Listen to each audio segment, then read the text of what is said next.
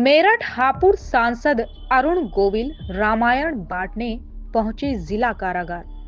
सांसद अरुण गोविल ने जेल में साहिल और मुस्कान को दी रामायण। साहिल और मुस्कान अरुण गोविल को सामने देख हुए भावुक। मुस्कान के आंखों में आए आंसू तो साहिल भी हुआ भावुक। सांसद अरुण गोविल ने चला रखा है घर घर रामायण बांटने का अभियान। सांसद ने कहा, जेल में साहिल और मुस्कान को पढ़ने के लिए दी रामायण। उनके घर का रामायण का जो अभियान चल रहा था, आज जेल में पहुंचे हैं जी, क्या अंदर प्रक्रिया? मेरे बहुत काफ़ी दिन से मन में था, तो हमने सुमेन साहब से बात की, तो उन्होंने बहुत ही हमें सहायता की, बहुत ही सहयोगी हमारे सिद्ध हुए हैं वो। और अंदर हम जेल में गए और सभी लोगों ने इतने प्यार से, इतने सर झुकाकर सभी ने, और हमने ये रामायण ऐसा नहीं कि हमने सबको दे दी, जो स्वेच्छा से लेना चाहे जो भी, तो हमने यहाँ 1500 रामायण जो है वो उनका वितरण किया है। और सभी लोगों पूरा जब एंट्री होते ही जब रामायण भी लोगों ने देखी तो जय श्री राम के नारों से पूरा जेल जो है वो गूंज रहा था। और हमने 4 जगह पर सुमेन साहब ने इंतज़ाम किया था कि 4 जगह डिफरेंट उस पर हमने रामायण दी है। महिलाओं को भी दी रामायण हमने, और सभी से ये आग्रह भी किया कि इसको ज़रूर पढ़ें, ताकि हमारे जीवन में जो है वो हमें समझ में आए कि जीवन कैसे जिया जाता है। रामायण धार्मिक ग्रंथ तो है ही, लेकिन साथ ही साथ एक सामाजिक आचरण की गाइड है, पारिवारिक आचरण की गाइड है। तो सभी लोगों ने बहुत श्रद्धा से सर झुकाकर नारे लगाते हुए रामायण ली, बड़े खुश हुए। बल्कि 2 एक कैदियों ने तो मुझे अंग्रेजी में ये भी कह दिया कि वेरी गुड जॉब।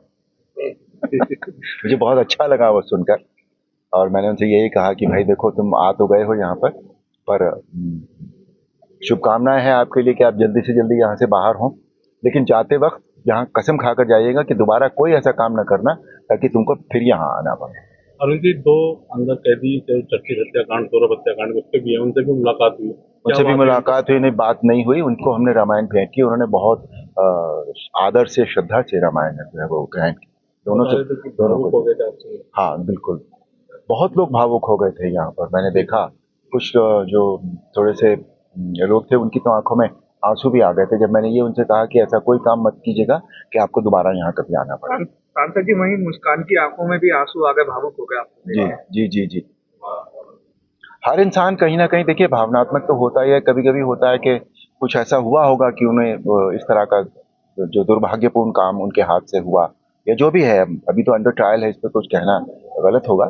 लेकिन फिर भी भावना तो, संवेदनशीलता हर व्यक्ति में होती ही होती है। तो क्या समझाया आपने उनको जब रामायण? नहीं, मैंने कुछ उनको समझाया नहीं भैया। रामायण पढ़ने मैंने उनको, सब लोगों को यही कहा कि रामायण पढ़िए, इससे बहुत कुछ सीखने को मिलता है। हमें समझ में आता है कि जीवन हमें कैसे जीना चाहिए, अपने लोगों के साथ, समाज के लोगों के साथ कैसे हमें जीवन जीना चाहिए। रामायण हमें यही सिखाती है। क्या उम्मीद करते हैं कि रामायण पढ़ने से परिवर्तन कुछ सुधर आएगा? क्यों नहीं आएगा, जरूर आएगा। अब हम सकारात्मक पॉजिटिव सोच लेकर चलेंगे तभी तो जीवन में कुछ करेंगे। तभी तो हमें काम करने का एक इनिशिएटिव अगर हमने लिया है तो यही सोच कर लिया है कि इससे फर्क पड़ेगा। अरुण जी, किसी कैदी ने ये भी कहा कि अभी तक तो आपको टीवी पे देखा था, अब आप साक्षात। बहुत लोगों ने कहा ये बात, बहुत लोगों ने कहा, और मुझे देखते ही उन्होंने जय श्री राम के नारे जोर जोर से लगाने शुरू कर दिए थे। वो उससे भी पता लगता है कि उनकी जो है वो हमारी संस्कृति के प्रति, श्री राम के प्रति कितनी श्रद्धा है उनके मन में।